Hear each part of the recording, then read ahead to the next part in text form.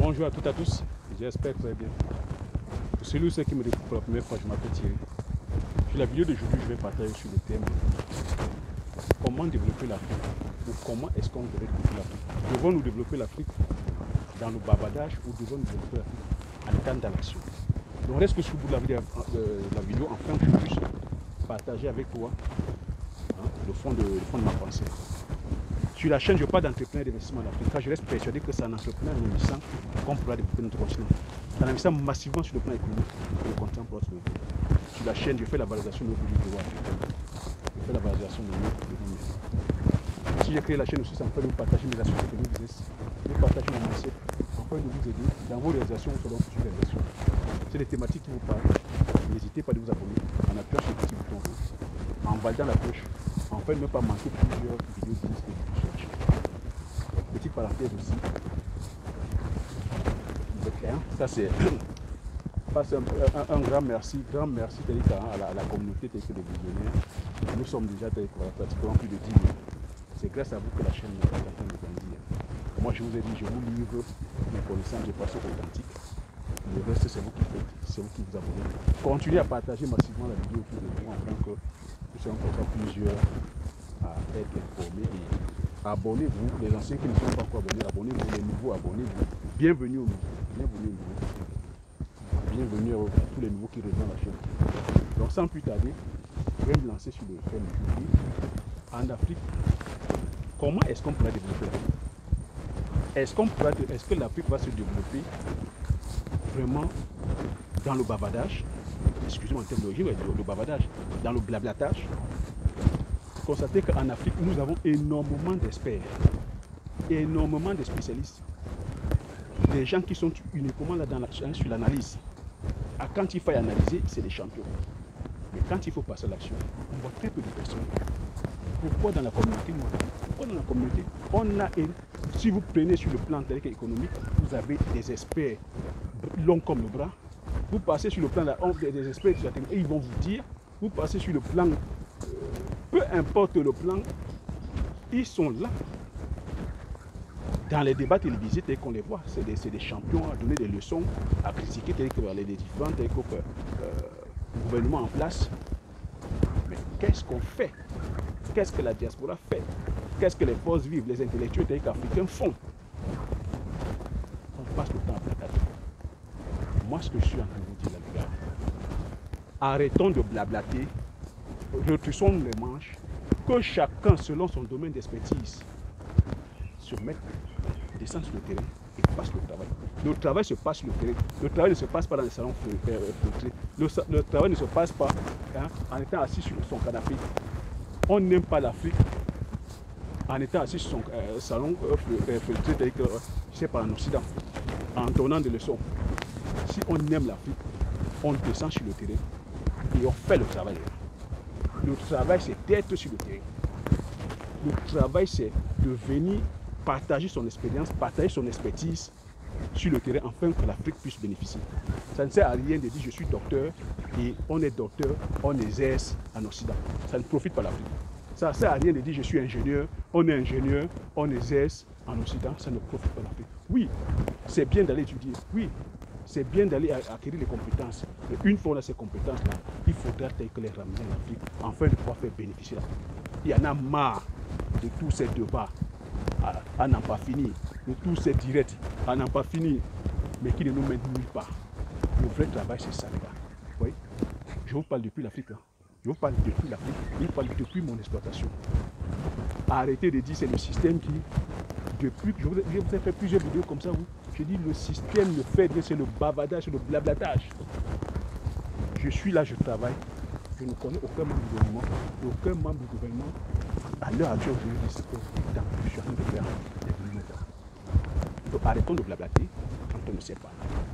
Arrêtons de tenir les colloques ou les directs qui ne finissent pas, où on est tout en train de se poser des questions. La vraie question, c'est de passer à l'action.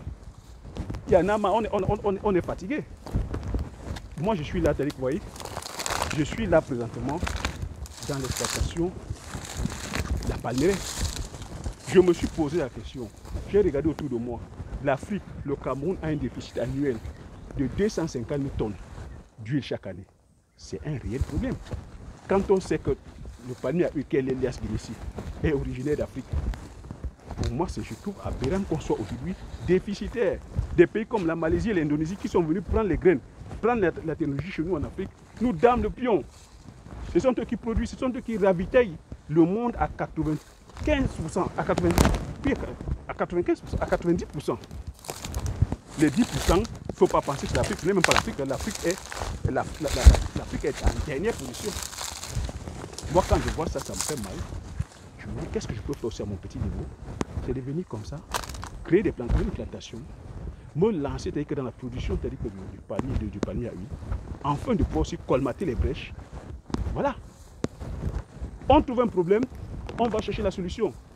Mais nous, les Africains, nous sommes champions à ressasser les problèmes. Ressasser les problèmes, personne ne veut passer à l'action. Personne n'a le courage de passer à l'action. Oui, c'est trop facile. On va tout chercher à trouver le bouc émissaire. Oui, c'est la France. Oui, c'est les Blancs. Oui, c'est les jaunes.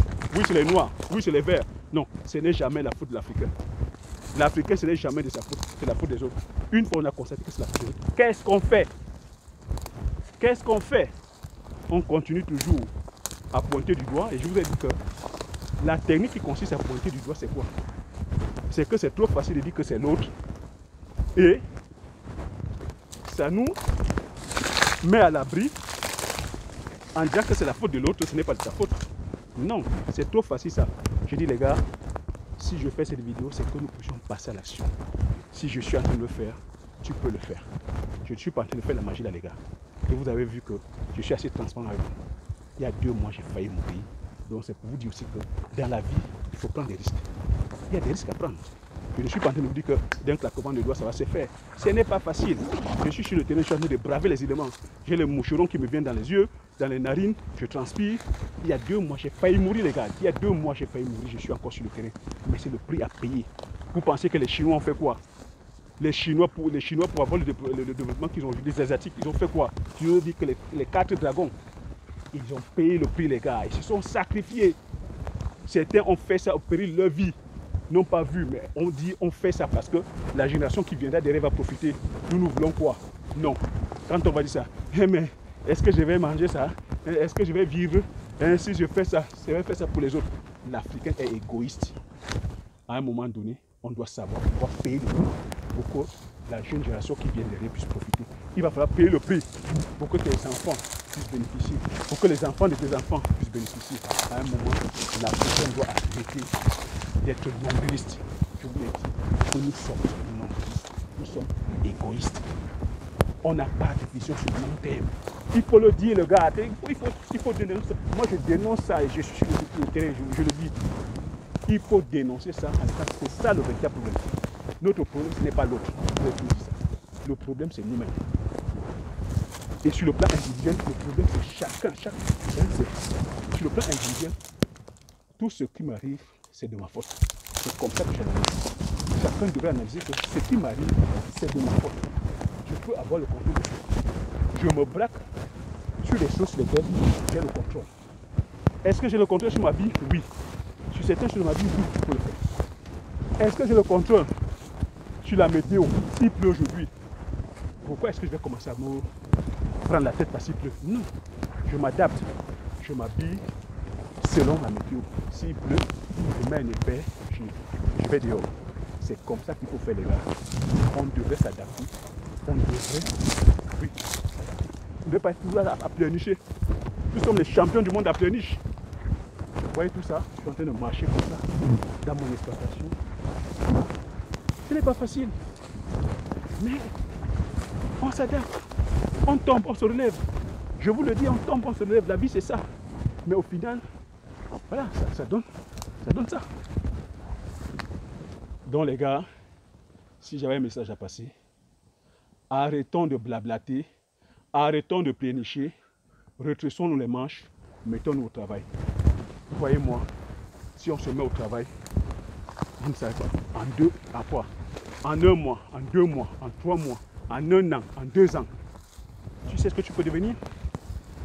Si tu arrêtes de blablater honnêtement, si tu arrêtes de te plaindre, si tu arrêtes de pleurnicher à tout bout de champ, en 2 ans, tu sais ce que tu peux devenir? Si tu te lances dans un projet, tu peux devenir le futur quelque part. le futur riche, je ne sais pas, de ta communauté, de ton pays ou même de ton continent. Ça dépend de quel business tu vas te lancer. Vous pensez que les Jeff Bezos, les Mark Zuckerberg, les Warren Buffett, hein, les Bill Gates, les Aliko Dangote, les Nanda Tampulo, tous ces milliardaires qu'on cite à longueur de journée, leur destinée était prédéfinie? Non les gars, ce n'était pas prédéfini. Ils ont travaillé pour arriver là où ils en sont. Ils ont travaillé. Dangote vous dit ça fait 30 ans qu'il cravache. Il a fallu qu'il cravache pendant 30 années pour être milliardaire, multimilliardaire. Vous voyez? Il y a un prix à payer. On ferme sa bouche et on travaille. En tout cas, moi, c'est ce que je fais. C'est ce que je suis en train de vous partager là. Fermons nos bouches, mettons-nous au travail. Arrêtons de blablater, arrêtons de pleurnicher, mettons-nous au travail. L'Africain doit se mettre au travail. Je vous ai dit, si vous voulez vous faire respecter, si vous voulez qu'on nous respecte, si vous voulez qu'on nous respecte en tant qu'humain, c'est de se mettre au travail. Il n'y a que le travail qui pourra faire en sorte que les autres nous respectent. Tant qu'on sera là à consommer, tant qu'on sera là toujours à blablater, à pleurnicher, à jouer les mendiants, on sera la risée, on sera les derniers. Pourquoi est-ce qu'on va te respecter?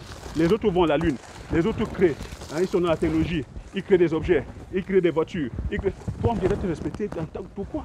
Oui, en tant qu'être humain. Alors, c'est léger. Donc, soyons là, produisons, travaillons. Et il n'y a que le travail qui pourra faire en sorte qu'en face, les autres nous respectent. Et le respect, je vous ai dit, ça se mérite, ça s'arrache. Et ça va s'arracher comment? En étant dans le travail, en le rivalisant, en étant dans la technologie, en produisant aussi, pas en étant sur la consommation. Voilà. Cette vidéo, je voulais vous la partager comme ceci. Hein, ça me sort comme ça des tripes. Je vous dis encore, je suis en direct de l'exploitation. Vous montre aussi que c'est parce que j'ai fait ce travail sur moi, je vous dis, je vais arrêter de pleurnicher, je vais arrêter de pleurer, prendre sur moi, sortir quelque chose. J'ai dit, la richesse, c'est la connaissance. Et pour avoir cette connaissance, à un moment, il faut comprendre que quand on ne l'a pas, on va la chercher. C'est dans les livres, c'est dans les bibliothèques. Il y a des bibliothèques. On lit, on s'entoure des bonnes personnes. Et on passe à l'action. Bon. Chers visionnaires, j'espère que vous avez aimé cette vidéo. Et j'espère surtout que vous avez appris quelque chose tout au long de cette vidéo. Si vous avez aimé, laissez un like, laissez un pouce.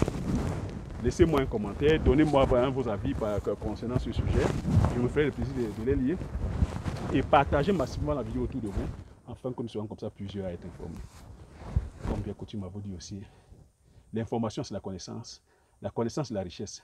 Une fois que vous avez ces informations, vous appliquez vos stratégies et vous passez massivement à l'action afin d'impacter votre vie et impacter la vie de ceux qui vous entourent. Je vous dis merci et aux prochaines vidéos. Ciao.